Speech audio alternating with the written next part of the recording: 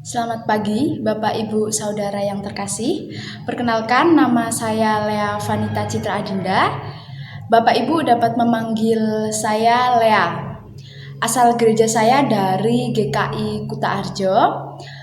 Saya mahasiswa teologi semester 6 di Universitas Kristen Duta Wacana, Yogyakarta. Selama 2 bulan ini saya akan melakukan praktek kejemaatan atau stase kedua di GKI Purwodadi. Saya mohon dukungan dan bimbingannya sehingga saya dapat berproses dengan baik selama 2 bulan ke depan. Terima kasih. Selamat pagi Bapak Ibu dan Saudara sekalian yang terkasih dalam Tuhan. Warta Gereja 20 Juni tahun 2021. Berdasarkan persidangan Majelis Jemaat GKI Purwodadi pada hari Senin 14 Juni tahun 2021 dan dengan memperhatikan perkembangan penularan wabah COVID-19 di Kabupaten Grobogan serta menyadari peran gereja yang membawa misi Allah untuk melakukan karya pelayanan yang menyatakan kasih dan keselamatan Allah, yaitu salah satunya dengan turut serta dalam upaya memutus rantai penyebaran COVID-19. Maka persidangan Majelis Jemaat GKI Purwodadi memutuskan 1. Ibadah minggu yang telah dilakukan secara tatap muka atau onsite di GKI Purwodadi, Bajem Toroh, dan Pos PI Ngundi dialihkan kembali secara online. Waktu pengalihan ibadah secara online ini akan ditinjau kembali dengan terus memperhatikan perkembangan situasi pandemi COVID-19 di Kabupaten Grobogan. 2. Ibadah minggu secara online akan tayang pada hari Minggu pukul 7 melalui saluran YouTube GKI Purwodadi. Liturgi ibadah masih akan disediakan bagi yang mengalami kesulitan untuk menggunakan video ibadah melalui YouTube. Seluruh anggota jemaat dan simpatisan diharapkan dapat terus mematuhi protokol kesehatan, memakai masker dengan benar, rajin mencuci tangan, menjaga jarak dengan orang lain. Dengan melakukan protokol kesehatan, kita menunjukkan hidup yang bertanggung jawab, yaitu menghargai kehidupan yang Tuhan berikan dengan menjaga diri kita sendiri dan menjaga orang lain. Kiranya kita semua terus memiliki pengharapan dan mendoakan upaya pemerintah, tim kesehatan, dan pihak-pihak terkait bersama juga dengan masyarakat dalam mengatasi persebaran dan penularan COVID-19. Kiranya Tuhan menolong kita semua. Selamat pagi, selamat beribadah.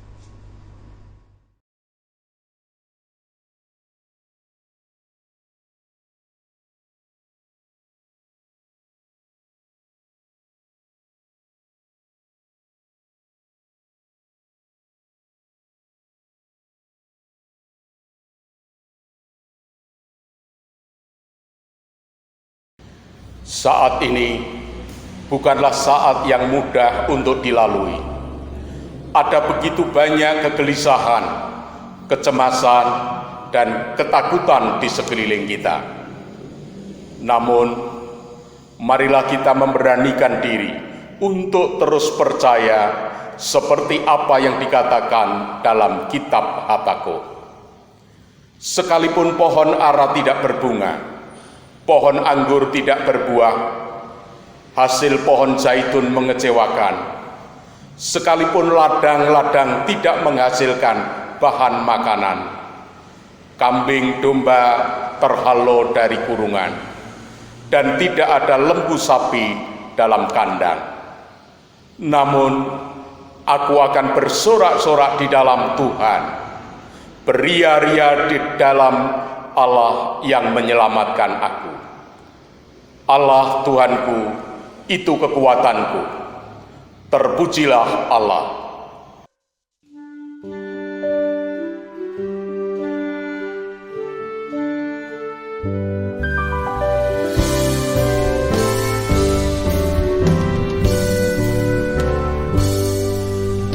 Terpujilah Allah, hikmatnya besar, begitu kasih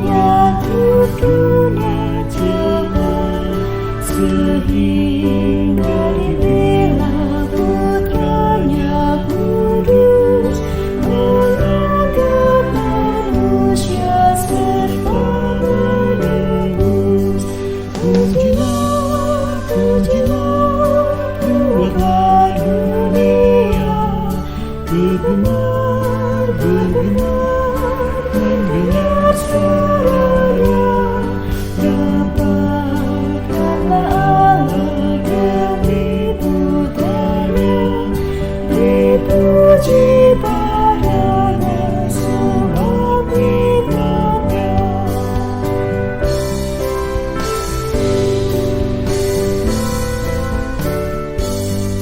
Tiada terukur besar hikmatnya, membuat hatiku sebab anaknya, dan amatlah berarti kita semua melihat Sang Kristus di surga jelas. Pujilah, buatlah Dia bergumar, mendengar suaranya, dapatkanlah Allah demi putranya, dipuji padanya sebab hikmatnya.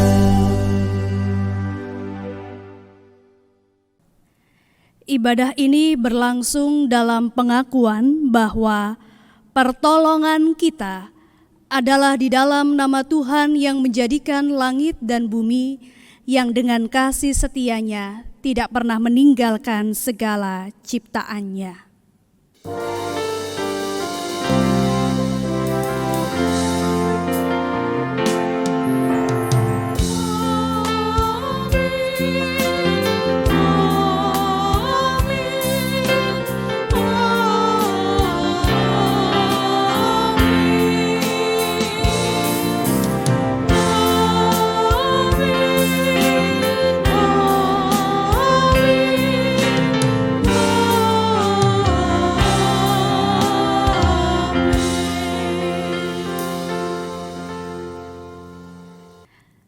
Tuhan beserta saudara. Dan beserta saudara juga.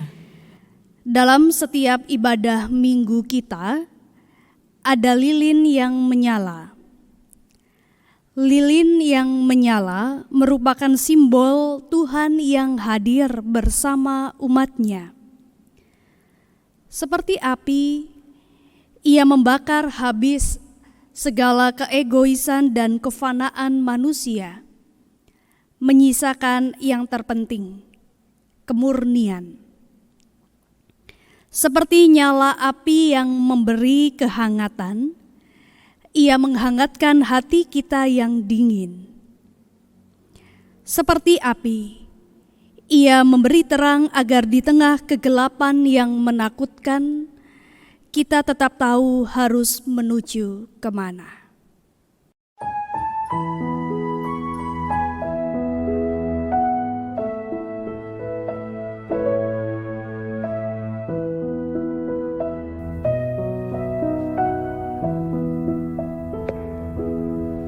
Melewati lembah air mata, jalanku gelap dan gurih. Tuhan pimpinanmu ku dambakan, ku tak dapat maju sendiri.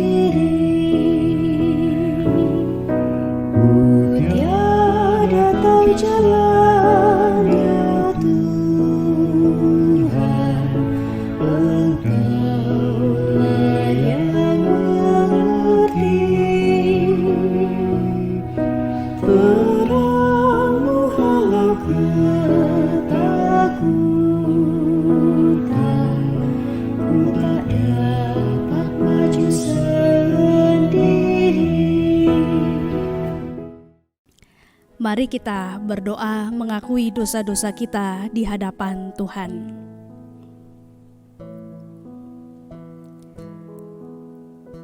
Kami datang ke hadirat Tuhan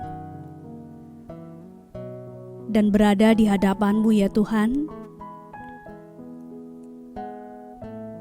kami hanya mampu untuk hadir sebagaimana kami ada,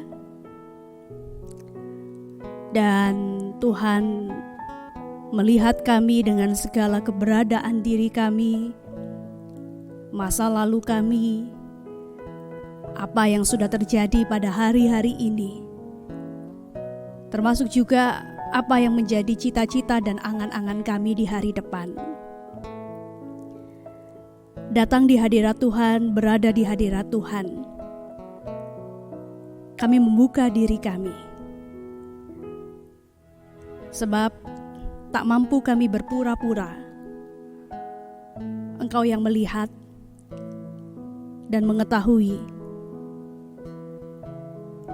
untuk segala perjalanan hidup kami, segala ketakutan, kecemasan kami, segala kekeliruan kami, ataupun kebenaran yang berusaha untuk terus kami pegang. Kami sadar tidak selalu kami benar, dan oleh karena itu ya Tuhan, kami mau mengakui dosa-dosa kami di hadapan-Mu. Kepadamu, kami mengaku kami berdosa. Kami mau memohon pengampunan, dan biarlah di dalam pengampunan-Mu kami diberikan hati yang baru, hati yang taat, hati yang mau mengenal Tuhan, hati yang mau melakukan apa yang baik, yang menjadi kehendak Tuhan. Di dalam nama Tuhan kami Yesus Kristus kami berdoa. Amin. Bagi setiap kita yang mengakui dosa-dosa di hadapan Tuhan, Yesaya pasalnya yang ke-41 ayatnya yang ke-13 dikatakan demikian. Sebab aku ini Tuhan Allahmu, memegang tangan kananmu dan berkata kepadamu, janganlah takut, akulah yang menolong engkau. Demikianlah berita anugerah dari Tuhan. Syukur kepada Allah.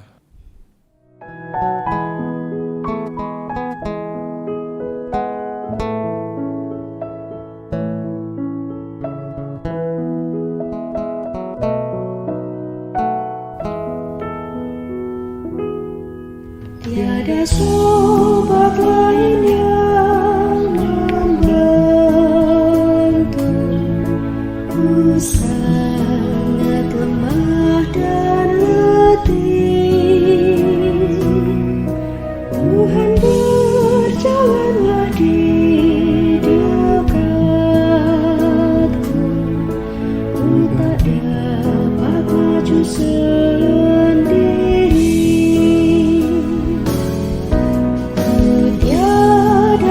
Jalannya Tuhan, Engkaulah yang mengerti.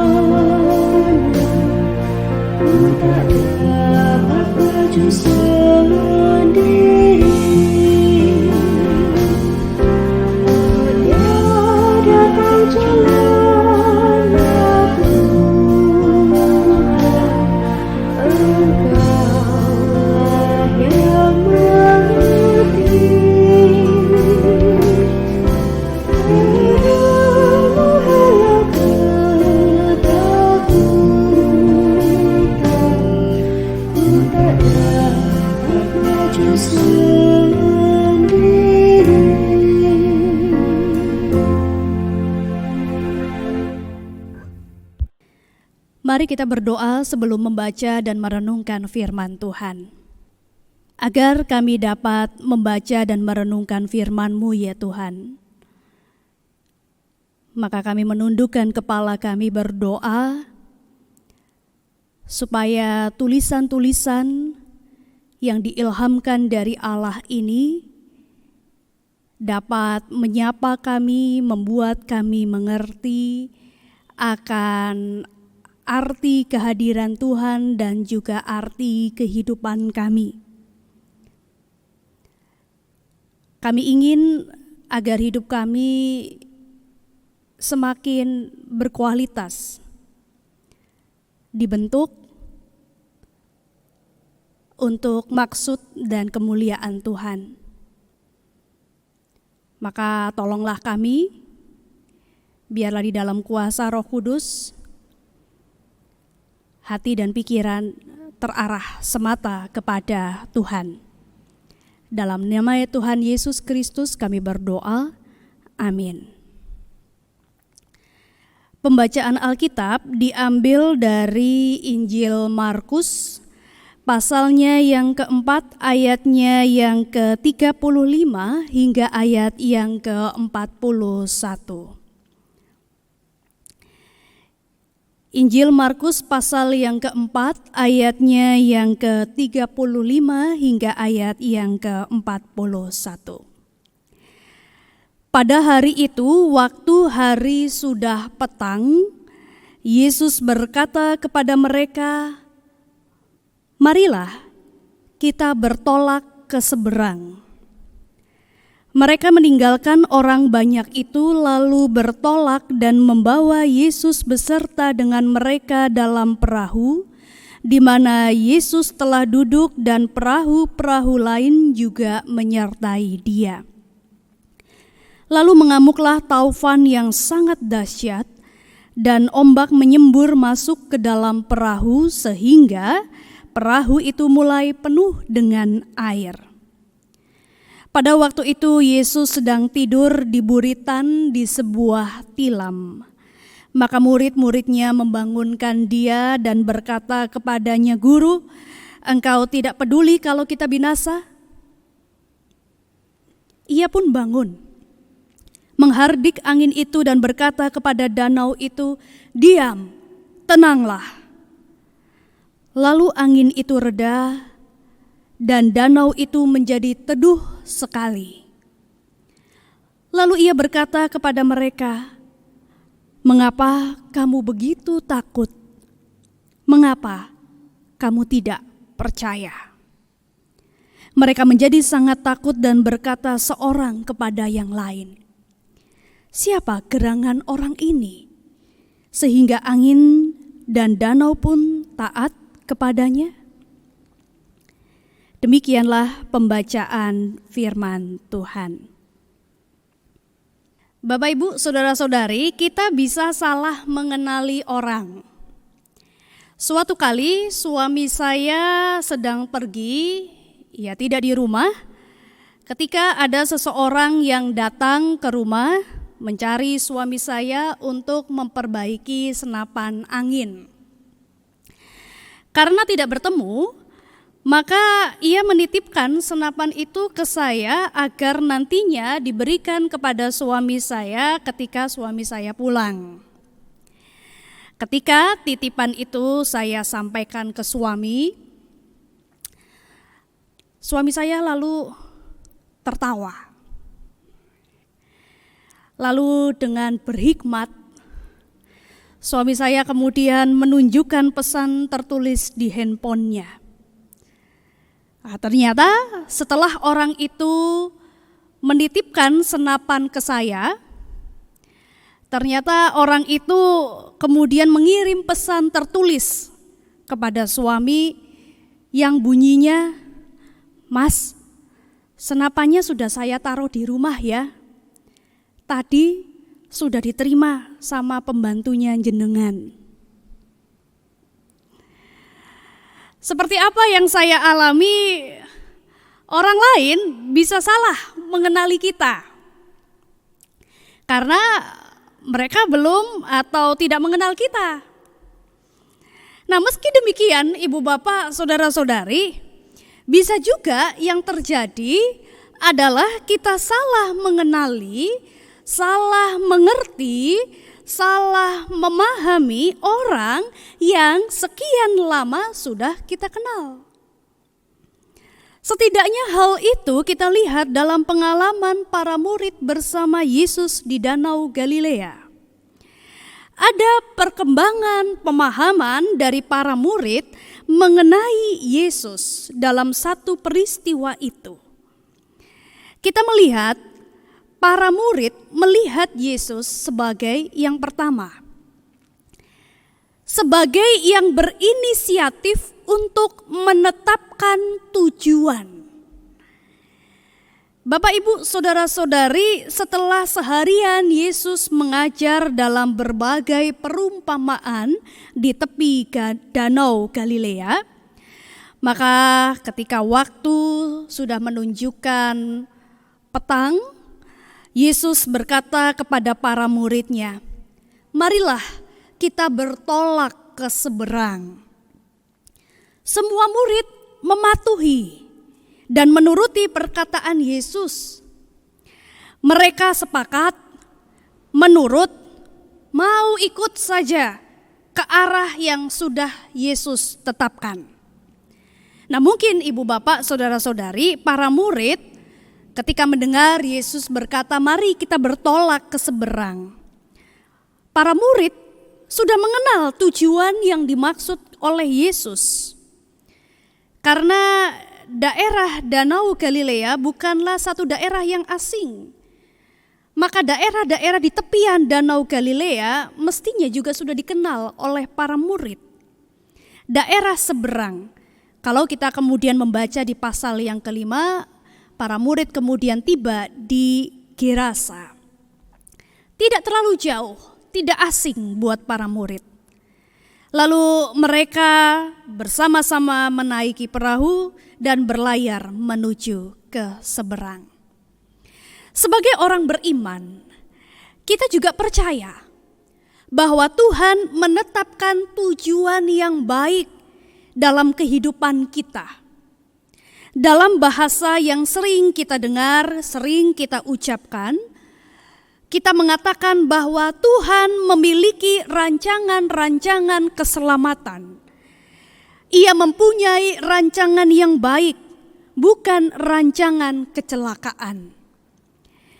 Dan kita ternyata ketika menerima tujuan dan rancangan Tuhan yang demikian, kita hanya tahu secara garis besarnya saja. Baik adanya. Tuhan tidak memberikan rancangannya secara mendetail. Dia tidak memberikan rancangannya secara rinci. Apa saja yang akan terjadi di dalam kehidupan kita. Ada kalanya hal ini membuat orang bertanya-tanya kembali. Apa sih maksud Tuhan? Lebih-lebih ketika kita berada di dalam keadaan yang sulit. Namun, tidak dibukanya detail atau rincian rancangan Tuhan, sesungguhnya juga memberi kesempatan kepada kita untuk menjalani hari-hari kita dengan gairah, dengan usaha untuk mengupayakan yang terbaik, serta kebebasan dari tekanan yang tidak bisa kita tanggung. Nah, bayangkan ibu bapak, saudara-saudari, jika Anda sudah tahu apa semua yang akan terjadi di dalam kehidupan Anda. Misalnya saja, kalau kemudian Anda menerima rincian perjalanan kehidupan, lalu kemudian kita membaca, wah, ternyata di usia remaja saya mengalami satu peristiwa yang mencelakakan. Tapi saya selamat. Lalu ketika saya dewasa, saya membuka usaha. Cukup besar, tapi kemudian bangkrut. Nah, setelah itu kehidupan keluarga saya menjadi sulit. dalam waktu yang cukup panjang akibat kebangkrutan itu. Tapi bersyukur saya punya anak-anak. Anak-anak ada yang berhasil, yang membanggakan. Tapi ada juga anak yang keadaannya sulit. Dan itu menimbulkan pikiran. Kemudian di hari tua saya meninggal tanpa sakit, dalam damai. Tapi itu terjadi secara mendadak. Sehingga orang yang saya tinggalkan, pasangan saya begitu terpukul dan setelah itu hidup di dalam kepedihan. Nah, Bapak Ibu, saudara-saudari, apakah kita bisa menanggung semua pengetahuan itu? Bisa-bisa kalau kita kemudian sudah melihat semuanya, kita menjadi stres. Ketika kita melihat peristiwa-peristiwa suka dan peristiwa-peristiwa dukanya, apakah kemudian kita bisa menanggungnya? Jangan-jangan kemudian kita akan mengatakan, Tuhan tidak adil, kenapa jalan ceritanya begini? Oleh karena itu baiklah kita bersyukur dan menerima saja garis besar tujuan baik yang Tuhan tetapkan. Untuk detail-detailnya yang terjadi, kita bersyukur itu tidak dibukakan kepada kita. Karena setidaknya ketika kita tidak tahu apa yang akan terjadi, kita masih bisa berusaha mengupayakan yang terbaik. Bisa kita katakan bahwa para murid sebagai orang-orang yang dekat dengan Yesus percaya penuh pada tujuan yang Yesus tetapkan.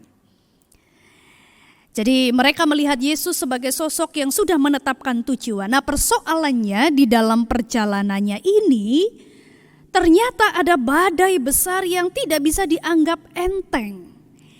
Bahkan ini merupakan satu kesulitan untuk diatasi oleh murid-murid Yesus yang pernah berprofesi sebagai nelayan. Angin taufan bertiup begitu keras, menimbulkan ombak besar sehingga kemudian air masuk ke dalam kapal. Dalam situasi demikian para murid membangunkan Yesus yang tertidur di buritan. Buritan adalah bagian dari kapal yang terletak di belakang ya. Jadi ini adalah bagian belakang dari kapal, tempat di mana biasanya terdapat kemudi dan juga perlengkapan pengendali. Nah, Yesus ada di buritan, dia tertidur di sana. Para murid datang membangunkan. Ketika membangunkan Yesus, mereka tidak menjelaskan situasinya kepada Yesus. Misalnya, Tuhan bangun, ada badai besar, kita akan celaka. Para murid tidak bilang begitu, ibu bapak, saudara-saudari. Yang dikatakan oleh para murid adalah, Guru, engkau tidak peduli kalau kita binasa. Anda bisa tangkap perasaan apa yang terdapat dalam ungkapan semacam ini. Guru, engkau tidak peduli kalau kita binasa. Jengkel, menyalahkan karena di tengah situasi yang demikian Yesus tidak melakukan apa-apa, bahkan ia masih bisa tidur di buritan. Para murid menilai Yesus sebagai sosok yang tidak peduli. Inilah penilaian pandangan para murid kepada Yesus. Awalnya mereka melihat Yesus sebagai yang menetapkan tujuan. Ketika muncul persoalan, engkau tidak peduli. Ya, Yesus memang tidur di buritan. Buat kita yang mengalami kesulitan untuk tidur, buat kita yang mungkin mudah terbangun ketika tidur, mungkin merasa iri sekali dengan Yesus. Di tengah badai sekalipun masih bisa tidur nyenyak. Ya, Yesus memang tidur. Tapi apakah itu tanda ia tidak peduli? Ketika hidup kita tidak terkendali, banyak kesulitan yang kita alami. Mungkin pada saat-saat ini kita harus terpisah dari anggota keluarga kita. Mungkin kita ada dalam keadaan sakit yang membuat kita tidak berdaya, yang pada akhirnya juga menggagalkan rencana-rencana kita. Keadaan tubuh yang tidak baik membuat kita gelisah. Saya ini sakit apa toh? Kok rasanya begini? COVID bukan ya? Pembatasan-pembatasan yang membuat pendapatan kita merosot padahal ada hutang-hutang yang harus dibayar. Membuat kita marah situasi yang tak terkendali semacam ini.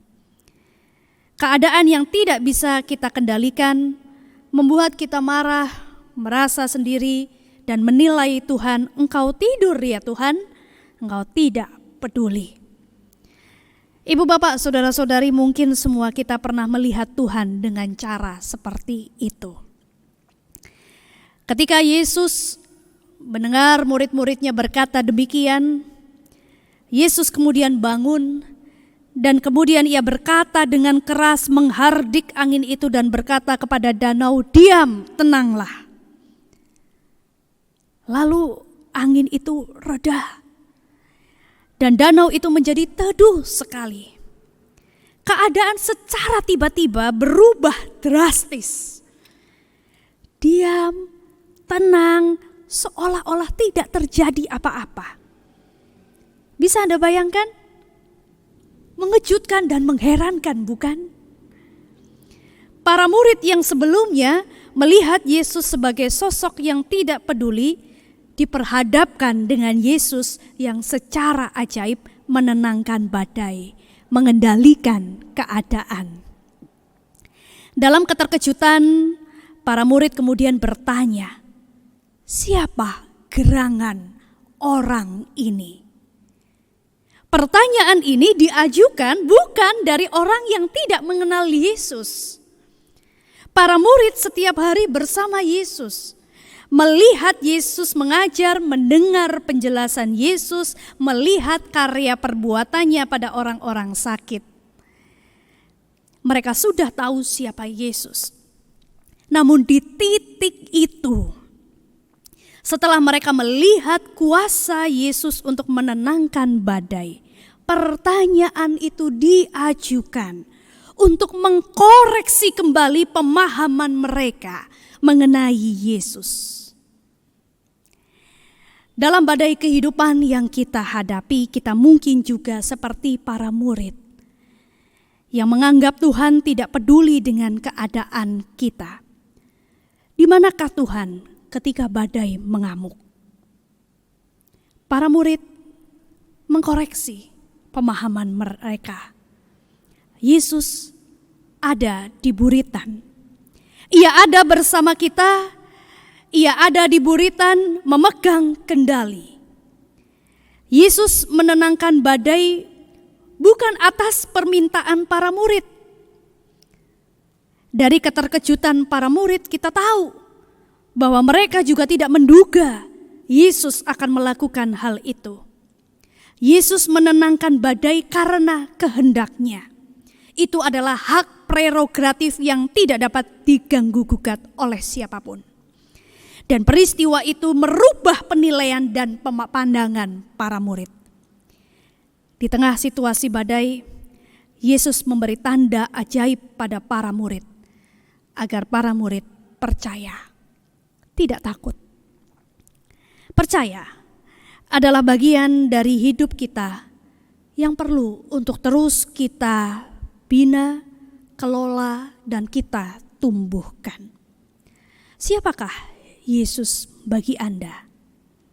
Semoga di tengah badai hidup kita yang saat ini kita hadapi, kita melihatnya ada bersama dengan kita di kapal kehidupan kita. Ia berada di buritan yang pegang kendali atas keadaan saat ini. Amin. Saat teduh bagi kita.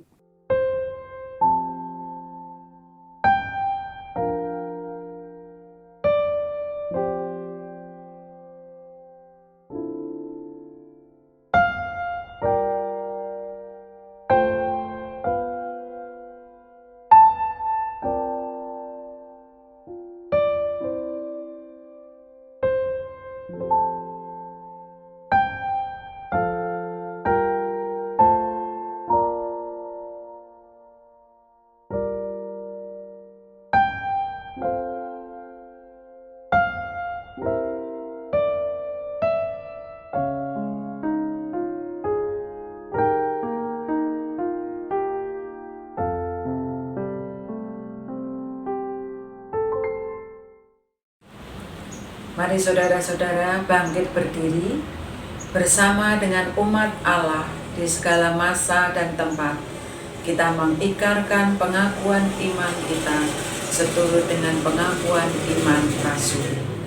Aku percaya kepada Allah, Bapa yang Maha Kuasa, Khalik langit dan bumi, dan kepada Yesus Kristus, Anaknya yang tunggal Tuhan kita, yang dikandung dari Roh Kudus, lahir dari anak darah Maria, yang menderita sengsara di bawah pemerintahan Pontius Pilatus, disalibkan, mati dan dikuburkan, turun ke dalam kerajaan maut. Pada hari yang ketiga, bangkit pula dari antara orang mati, naik ke surga, duduk di sebelah kanan Allah, Bapa yang Maha Kuasa. Dan dari sana ia akan datang untuk menghakimi orang yang hidup dan yang mati.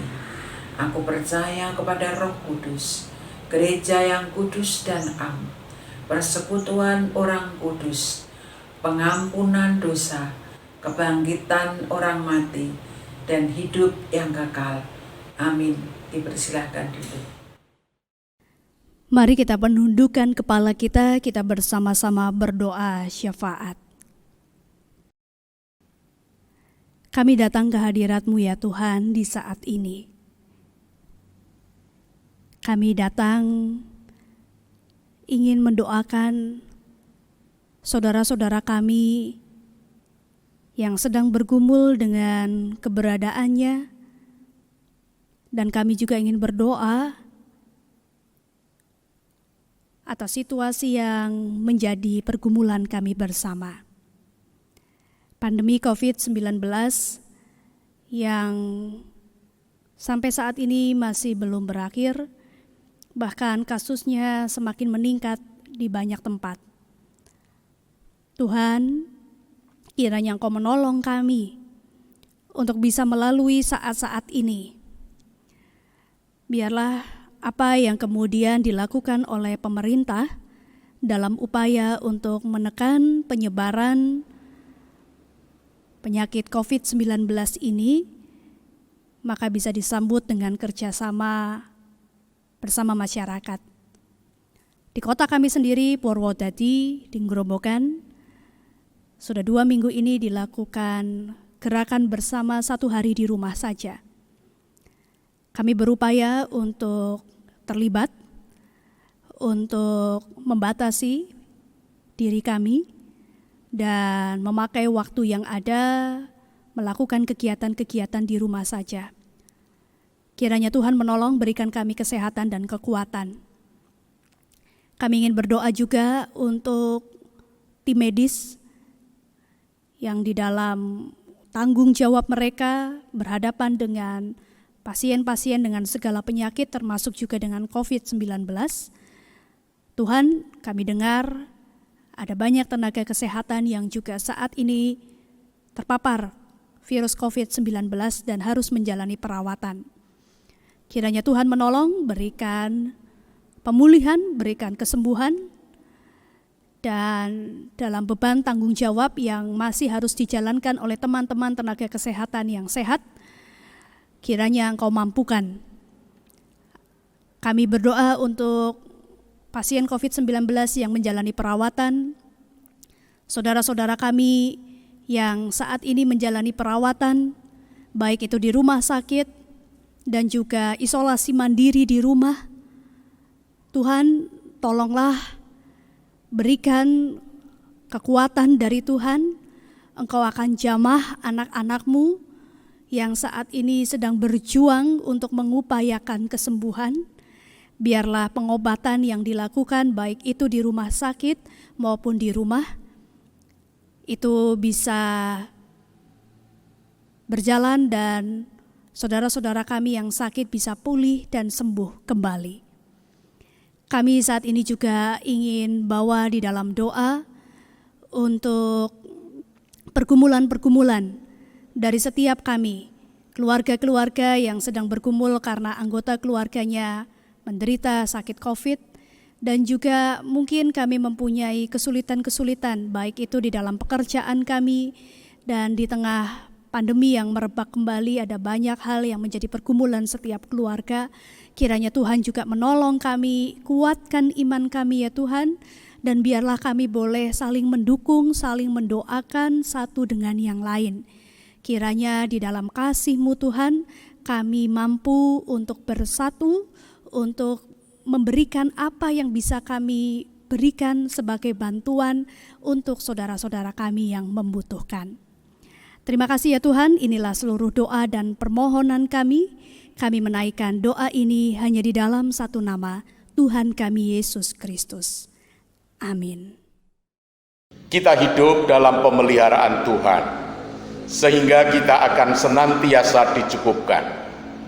Demikianlah yang dikatakan dalam kitab Filipi pasal 4 ayat 19. Allahku akan memenuhi segala keperluanmu menurut kekayaan dan kemuliaannya dalam Kristus Yesus.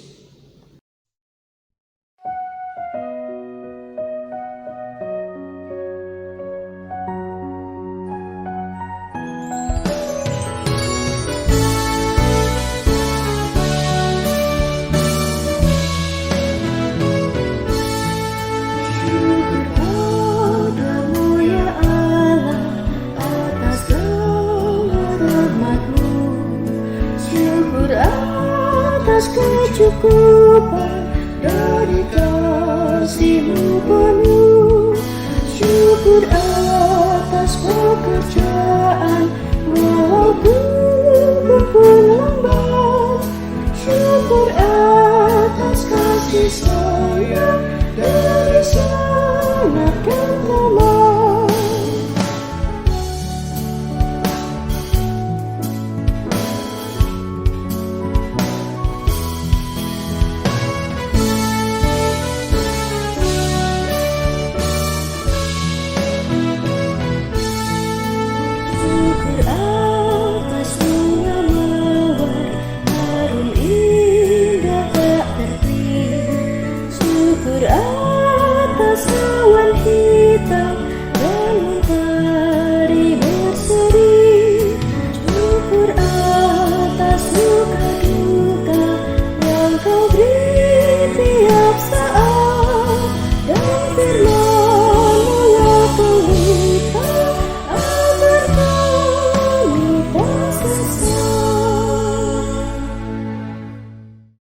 Mari kita satu hati dalam doa.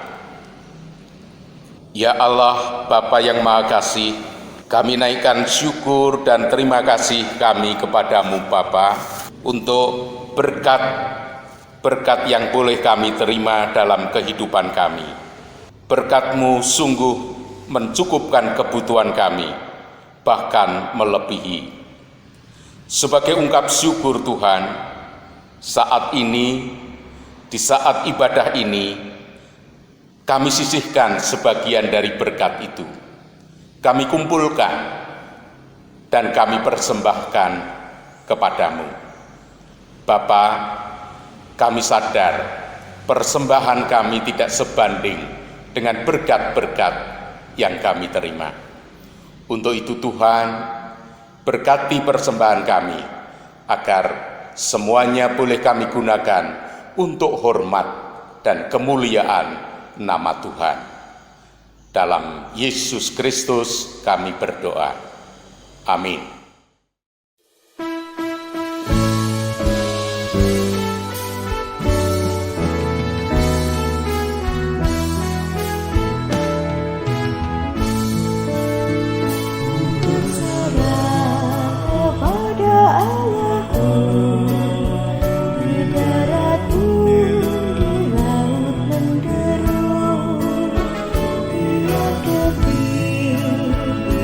Berhenti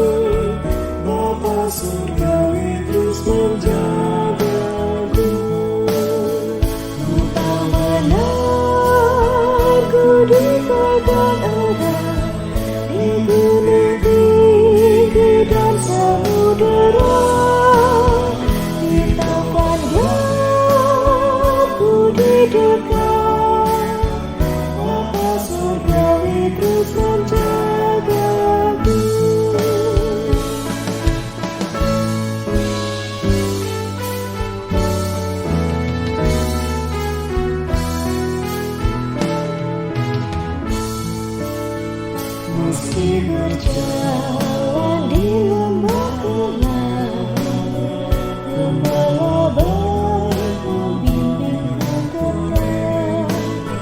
Ku di Engkau dan takut Engkau, Bapa surgawi terus menjagaku.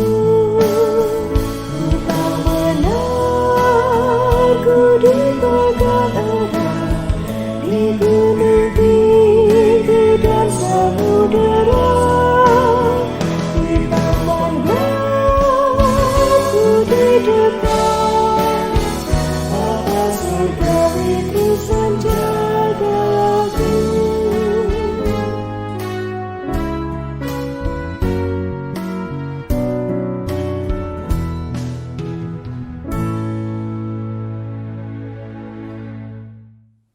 Pergilah, nyatakanlah kasih Kristus kepada dunia. Kami menyatakan kasih Kristus pada dunia, Jadilah sahabat sesama. sebab kami rindu mempersaksikan Kristus, Terpujilah Allah Bapa, Anak, dan Roh Kudus. yang tidak pernah memisahkan kami dari kasih-Nya sekarang dan selama-lamanya. Terimalah berkat dari Tuhan. Allah berjalan di depanmu untuk menuntun engkau. Allah berjalan di belakangmu untuk menguatkan engkau. Allah ada di sekelilingmu untuk menjaga dan memelihara engkau sekarang dan selama-lamanya. Amin.